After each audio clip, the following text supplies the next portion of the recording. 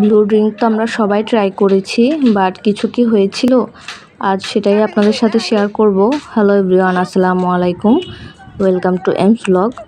আমরা সেদিন চলে গিয়েছিলাম আমাদের এখানে বিচে, আর এটা ছিল বেশ কিছুদিন আগের ব্লগ, শীতকাল যখন ছিল তখনের। কেন জানি আমি এটা আপলোড দিয়ে নাই, ভাবলাম ব্লু নিয়ে এত কিছু চলছে আমি একটু আপলোড করি।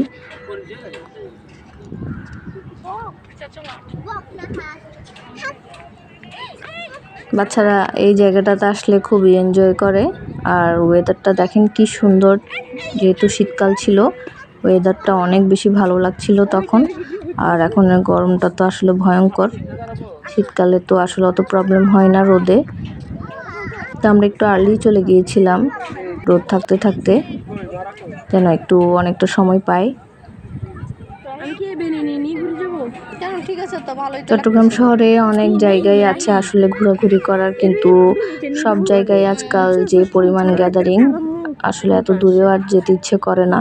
তাই প্রায় সময় আমরা এই জায়গাটাতে আসি, আর বাচ্চারাও খেলাধুলা করার জন্য একটু সময় পায়, ওদের খুব ভালো লাগে।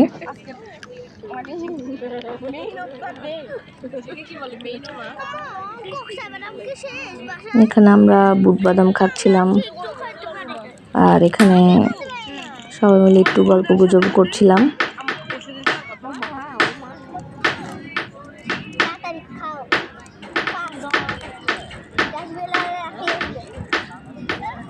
সেই সাথে পাশে গান গাচ্ছিল কিছু ছেলে, তাদের গানও শুনছিলাম।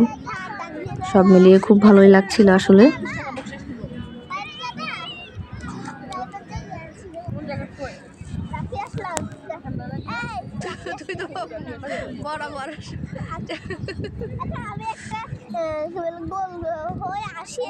একটু সামনেই গেলে আসলে সাগর আর পানি, তো আমরা আর অতটুকু হাঁটি না, এখানেই আমরা বসে সব সময়। পানি পর্যন্ত আসলে যাওয়া হয় না, কারণ নদী গেলে আবার আস্তে আস্তে অনেক সন্ধ্যা হয়ে যাবে। তো এই আমরা চলে যাচ্ছিলাম, আর এদিকে ব্লু ড্রিঙ্ক সবাই নিবে বলল, তাই নিয়ে নিল যে যেটা খাবে, যে যেটা ফ্লেভার নেবে। তাই আমরা চলে গেলাম কে ব্লক। ওখানের বুট ভুনা আর পুরিটা অনেক বেশি ভালো ছিল, ওইটা আমরা সবাই খেলাম।